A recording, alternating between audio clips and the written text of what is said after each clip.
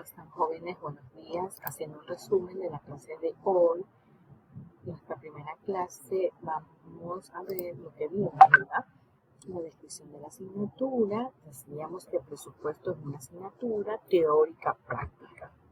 Este presupuesto es una herramienta que me permite planear, coordinar y controlar administrativamente a fin de medir el grado de eficiencia y la optimización de recursos.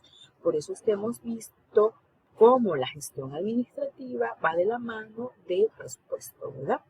Porque esta efectividad y cumplimiento de metas y objetivos empresariales contribuyen a acertada y oportuna toma de decisión. Entonces, ustedes al iniciar o al terminar este semestre van a adquirir habilidades para diagnosticar, diseñar, implementar y elaborar presupuestos empresariales, ¿verdad? Entonces, habíamos visto también dentro de la clase qué cosa es presupuesto financiero subsidio. Ok, habíamos visto en este sílabo de presupuesto financiero que no tiene ni un prerequisito ni un correquisito, es una materia de cuarto semestre. Habíamos visto los objetivos generales de la materia, que era analizar la importancia de la preparación de presupuestos como medida de control interno, implementando los correctivos necesarios para fortalecer los conocimientos mediante la constante investigación en la solución de problemas financieros con alto grado de eficiencia, eficacia y efectividad. Dentro de los objetivos específicos de esta asignatura tenemos identificar la naturaleza del presupuesto financiero, ¿verdad? Los lineamientos normativos, los objetivos y el rol que desempeña la empresa. Aplicar los conocimientos teóricos en las diferentes circunstancias que atraviesa el proceso de elaboración de presupuestos, resolver inquietudes, elaboración de presupuestos, de operación y resultados aplicando técnicas y principios básicos. Elaborar el presupuesto maestro y determinar el capital de trabajo operativo y financiamiento. ¿Qué más habíamos visto? Los resultados de aprendizaje. Reconocer las diferentes clases de presupuesto, tanto en el sector público como en el sector privado. Habíamos dicho que el sector público maneja un presupuesto rígido, ¿verdad? Estático, mientras que en el sector privado es un presupuesto flexible. Analizar los factores internos y externos de la empresa para formular políticas, usar en cada etapa presupuestaria, aplicar procesos de planificación. Para la elaboración del proceso sabemos que se planifica, se coordina, se organiza, se controla, ¿verdad? Todo eso vimos durante la clase. Estructura de la elaboración de presupuestos, pronósticos de gestión operativa de la empresa, toma de decisiones y aplicamos el control de la ejecución del proceso en todas sus etapas. Habíamos dicho que es para empresas comerciales, empresas industriales. Ok, el contenido temático, el primer capítulo, la primera unidad había dicho que es netamente teórica, ¿verdad? Ya, hoy avanzamos hasta las ventajas y desventajas de los presupuestos. Aquí vemos antecedentes, definición, importancia, ¿verdad? Mañana queda grabado objetivos, principios, estrategias y clasificación. ¿Cómo se clasifica los presupuestos, verdad? La unidad 2, base de elaboración del presupuesto, cuál es la metodología para armar la unidad 3, que es hasta dónde va el examen, que les había dicho, dejado claro, cuál es el presupuesto operativo, el de venta, el de compra, el de costo de venta, los gastos, el financiero, el de resultados, el de capital, el de efectivo y el del balance general presupuestado o estado financiero, ¿verdad? Entonces, para el segundo parcial ya dejamos los estados financieros presupuestados y el presupuesto de flujo de efectivo, que también se habló y se coordinó, que era la NIC 7. Ya sabemos que estamos en modalidad híbrida, martes, miércoles y jueves, presencial de 7 a 9, y las demás horas las vemos asincrónica o virtual, ¿verdad? Lunes y viernes. También conocen todos, como ya estamos en cuarto semestre, el tipo de evaluación, que hay 3 aportes, 22% cada uno o 2.2, como lo quieran ver, que suman el 66%, 6.6. Y el examen solo representa 34%, quiere decir que si no dan examen, igual se queda supletorio, porque aquí dice que yo tengo que tener más de 7 para aprobar la asignatura. Tenemos dentro del sílabo la bibliografía básica, ¿verdad? Ok. Incluso revisamos, aparte de la bibliografía, los datos del docente y las firmas del sílabo. Aparte, habíamos indicado que en la plataforma SEC se encuentra ahora el CEF con taquita en medio, ¿verdad? Pues cómo ingresan ustedes, porque no habían conocido hasta el día de hoy. Adicional, se habló de que todo está cargado en la plataforma, el sílabo y qué más, y el horario de clase y tutoría, que habíamos dicho que era los días miércoles de 7 a 9 presencial, los jueves de 9 a 11 virtual asincrónica y los miércoles de 11 y 15 a 12 y 15 presencial. En el caso de ser, lo veríamos en una aula si son muchos, ¿verdad? Porque en la sala de tutoría no cabemos todos. Ok, se socializó todo aquello que se encuentra en el set, ¿verdad? Porque toda esta información adicional que se socializó en el aula, estoy socializando en el resumen y estoy socializándolo en la plataforma C para que conozcan dónde se encuentra detallado. Entonces, bueno, vamos a nuestra clase del día de hoy, nuestra unidad 1, que es particularidades del presupuesto, que habíamos dicho que la actitud de presupuestar debe haber estado implícita en las actividades humanas desde las primeras civilizaciones, ¿verdad? Como hablamos que desde la época babilónica, egipcia y romana se debía planificar las actividades de acuerdo a los cambios climáticos. Habíamos dicho que el cambio de clima no es actual, sino viene de muchos años. Entonces dice que ellos aprovechaban las épocas de lluvia y aseguraban la producción de alimentos, en donde ellos guardaban sus alimentos para las épocas de sequía, ¿verdad? Entonces se presupuestaban o planificaban o proyectaban, porque planificar, proyectar, presupuestar es un sinónimo, ¿verdad? Entonces ellos hacían todo esto con el fin de poder lograr y alcanzar su objetivo, que era alimentarse en el tiempo de la sequía. Sin embargo, una noticia relativamente reciente de los fundamentos teóricos y prácticos del presupuesto como herramienta de planificación tuvo su origen en el sector gubernamental a fines del siglo XVIII, cuando se presentaban en el Parlamento británico los planes de gastos del reino y se daban pautas sobre su posible ejecución y control. También decimos que se deriva del francés budget o bolsa. Dicha o dicha sección intentó perfeccionarse posteriormente en el idioma inglés con el término budget, de uso común y que se tradució en nuestro idioma como presupuesto.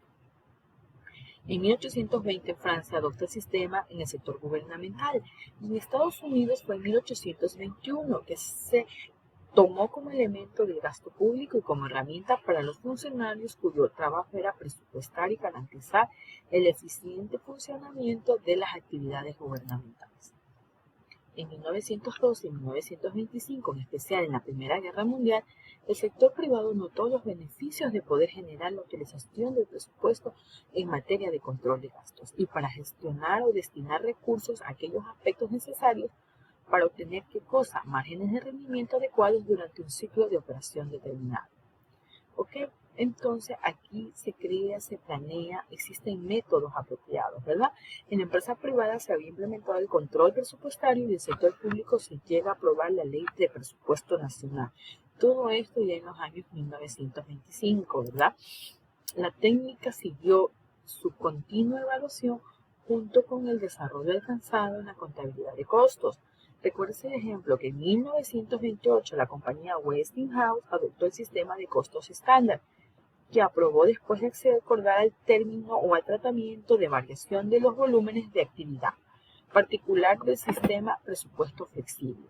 Esta innovación generó un periodo de análisis y rendimiento profundo de costos, en donde promovió la necesidad de presupuestar y programar y fomenta el tecnicismo, el trabajo en grupo, la toma de decisiones con base al estudio y evaluación y ampliación de los costos. En 1930 se celebró en Ginebra el primer simposio internacional de control presupuestario, en el que se definen los principios básicos del sistema. En 1948 el Departamento de Defensa presentó el presupuesto por programa y actividades. En 1961 el Departamento de Defensa trabajó con un sistema de planeación de programas y presupuestos. Y en 1965 el sistema crea el Departamento de Presupuestos, en donde incluye herramientas de planeación y control, el sistema conocido como planeación por programas y presupuestos. Así se da que en las últimas décadas han surgido muchos métodos que van desde la producción estadística de estados financieros hasta el sistema base cero, en el cual se trata de fijar una serie de paquetes de decisión para exigir o elegir el más razonable y eliminar así la improvisación y los desembolsos innecesarios.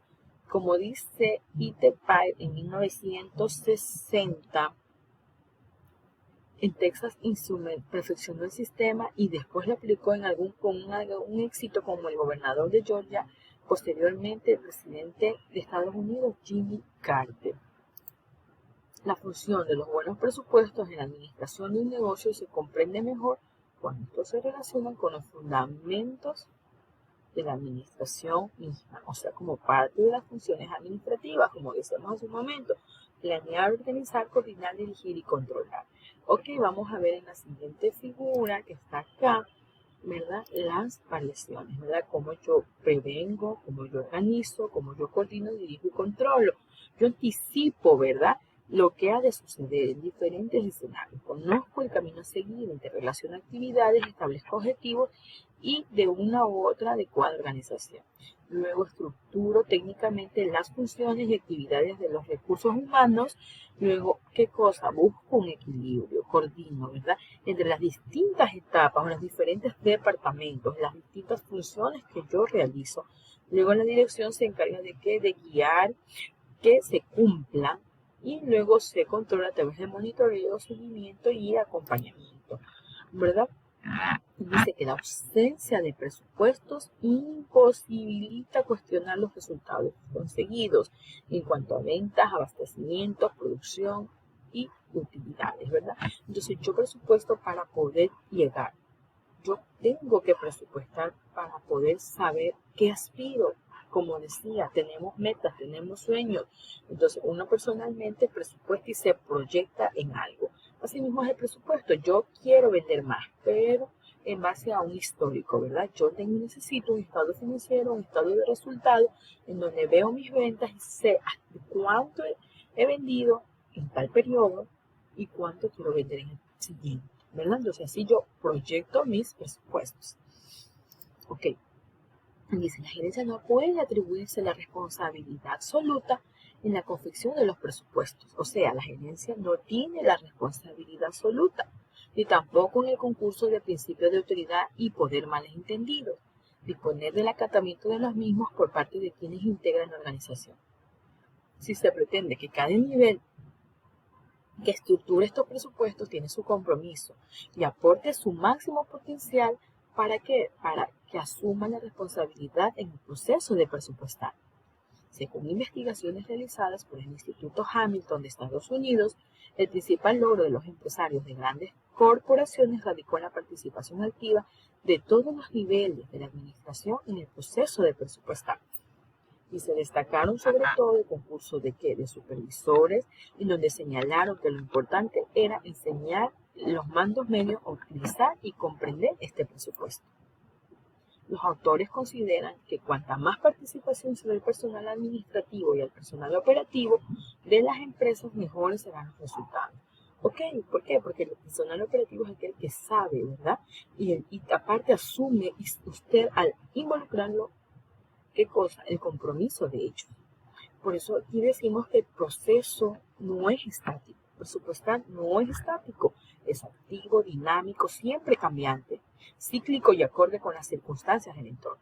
El presupuesto actúa en cada una de sus etapas o funciones. Prácticamente no podría realizarse ninguna labor en la empresa sin antes no haber definido cómo se efectuó y cuáles fueron para ejecutar.